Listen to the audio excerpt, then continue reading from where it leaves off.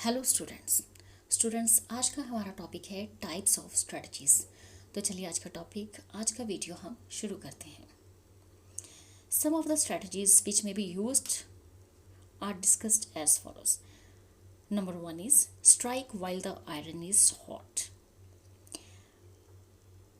तो ये जो स्ट्रेटजी है इसका मतलब ये है कि जब हम आयरन गुड्स बनाते हैं, आयरन गुड्स तब बनाते हैं हम पहले आयरन को काफ़ी अच्छे से हाई टेम्परेचर पे गर्म किया जाता है, मेल्ट किए जाते हैं और उसके बाद उसे एक मनचाही हम शेप देते हैं।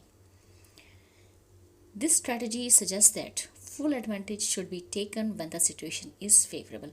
तो strike while the iron is hot ये किस तरफ इशारा करती है कि जब हमें लगता है कि बिजनेस में, कंपनी में अब सिचुएशन फेवरेबल है, तब हमें इस सिचुएशन का पूरा फ़ायदा लेना चाहिए।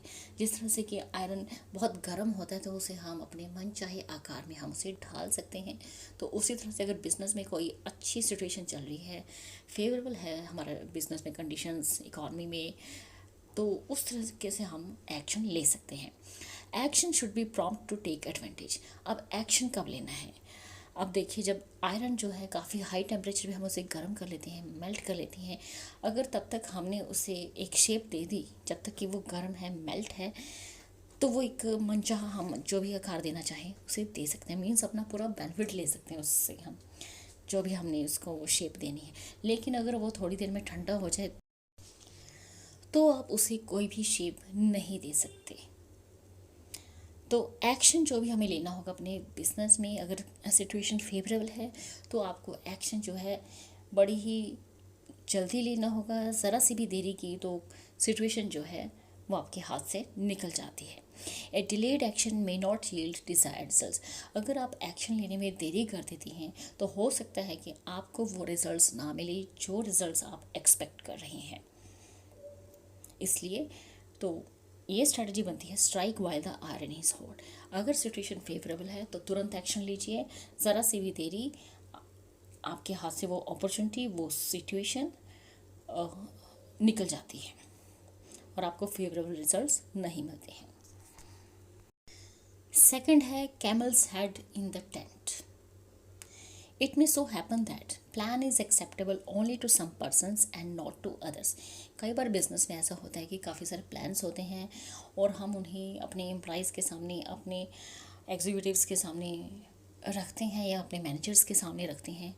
तो कई बार कोई एक पर्टिकुलर प्लान आप ले लीजिए, वो एक प्लान कुछ लोगों को अच्छा लगेगा, लेकिन दूसरी तरफ वही प्लान कुछ लोगों को, कंपनीज में जो आपके मैनेजर्स हैं या एग्जीक्यूटिव्स, एम्प्लॉयज़ हैं, उनको पसंद नहीं आएगा।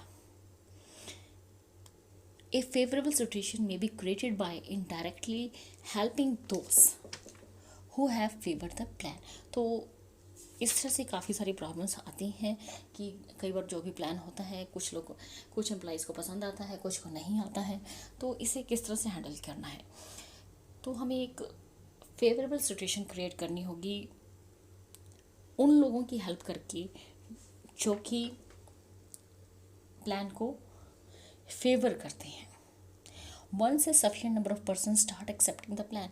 एक बार काफ़ी सारे पर्सनस अगर उस प्लान को एक्सेप्ट कर लेते हैं तो इस तरह से आप एक पर्टिकुलर प्लान को इम्प्लीमेंट अपने बिजनेस में कर सकते हैं। नेक्स्ट है थर्ड, स्ट्रेंथ इन यूनिटी।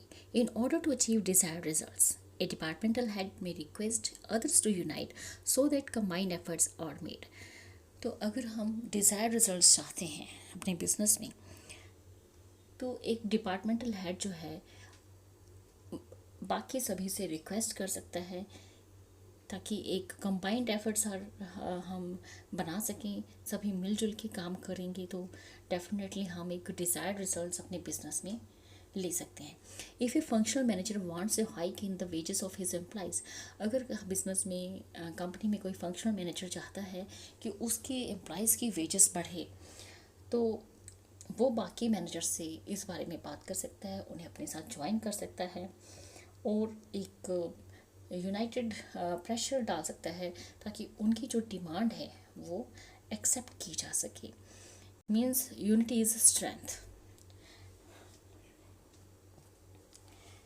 तो अगर मिलके काम किया जाएगा किसी भी काम को, तो नो डाउट हम कि उस काम की चांसेस जो है 99% तो होते ही हैं कि वो काम इम्प्लीमेंट हो सकता है। Next है fourth, divide and rule. This strategy suggests that division should be created among workers so that they are not able to put a collective pressure. तो divide and rule की पॉलिसी क्या कहती है, divide and rule की strategy क्या कहती है?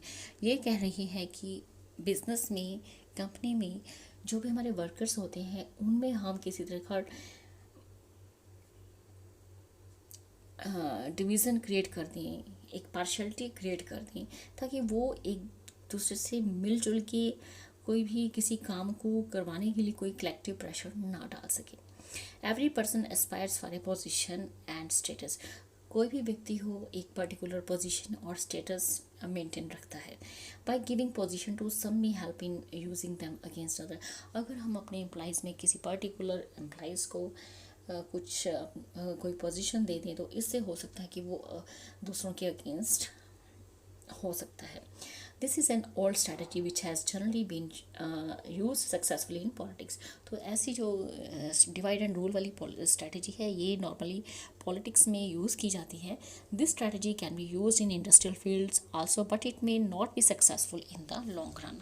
तो ये जो स्ट्रैटेजी है फूट डालो एंड राज करो वाली आपकी ये स्ट्रैटेजी है, और ये कई बार बिजनेस में भी यूज़ की जाती है, बट ये लंबे समय तक के लिए सक्सेसफुल नहीं होती है बिजनेस में। नेक्स्ट है fifth, time is a great healer. Sometimes problems are allowed to be lingered on so that their intensity cools down in the mean time.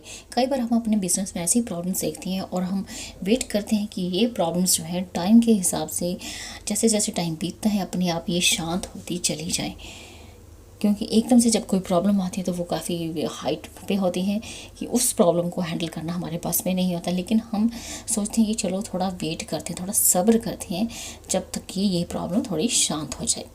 The best thing for a manager is to solve a problem whenever it comes up, but in certain situation the solution is knowingly delayed.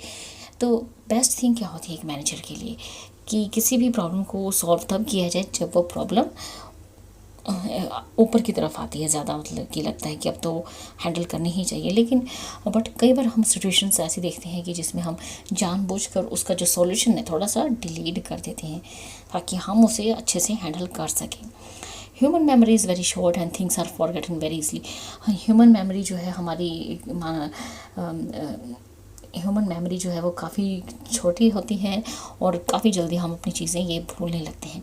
तो ऐसी strategy, this strategy may help in diffusing even exploitative situation. तो ये situation जो है time is a great healer वाली जो हमारी strategy है इसे हम यूज़ करते हैं जब हमारी जो सिचुएशन है काफ़ी ज़्यादा एक्सप्लोसिव होती है और हम वेट करते हैं कि टाइम के हिसाब से कि वो जो सिचुएशन है थोड़ा टाइम बीतते बीतते वो सिचुएशन जो है शांत हो जाए। तो time is a great healer. बड़ी से बड़ी प्रॉब्लम भी टाइम के हिसाब से शांत होनी शुरू हो जाती है, तो उस समय हम उस प्रॉब्लम को ईजिली हैंडल कर सकते हैं। नेक्स्ट है one stop ahead. A strategy may be to keep one step ahead of others. तो हमें किस तरह की स्ट्रैटेजी रखनी चाहिए? ऐसी स्ट्रैटेजी बनानी चाहिए कि हम दूसरों से एक कदम आगे हों। Those things may be done which the competitors have not yet thought of। हमें अपने बिजनेस में ऐसी ऐसी चीज़ें करनी चाहिए जो कि अभी तक हमारे कंपटीटर्स ने, जो हमारे बिजनेस में कंपटीटर्स हैं, उन्होंने इस बारे में सोचा भी ना हो। An automobile manufacturer may bring out a fuel efficient model at a time when petrol prices are rising। तो जैसे कि हमारा कोई ऑटोमोबाइल मैन्युफैक्चरर है वो इस तरह के मॉडल लेकर आ रहा है जिसमें कि हमारा फ्यूल एफिशिएंट मॉडल है, फ्यूल बहुत ज़्यादा नहीं लगता, और उस टाइम पे लॉन्च किया जाता है ये प्रोडक्ट जब हमारे पेट्रोल के प्राइसेस काफ़ी ज़्यादा बढ़ रहे होते हैं। This will give an advantage over other competitors. तो ये एक बड़ा एडवांटेज हो सकता है हमारे अदर कंपटीटर्स के लिए। This strategy keep one ahead of other. तो इससे हम अपने कंपटीटर्स से आगे रह सकते हैं अगर हम नई नई चीज़ें मार्केट में एक्सपेरिमेंट करते हैं, नए नए प्रोडक्ट्स लॉन्च करते हैं मार्केट में। अगर हम कुछ हटके करेंगे अपने कंपटीटर्स से तो डेफिनेटली हम one step ahead of others definitely होंगे। तो स्टूडेंट्स, ये था हमारा आज का टॉपिक। इस वीडियो में इतना ही। अगर आप हमारे चैनल पर नए हैं तो प्लीज़ हमारे चैनल को सब्सक्राइब कीजिए और साथ ही हमारे वीडियो को ज़्यादा से ज़्यादा लाइक शेयर एंड कमेंट कीजिए। Thank you, thanks for watching.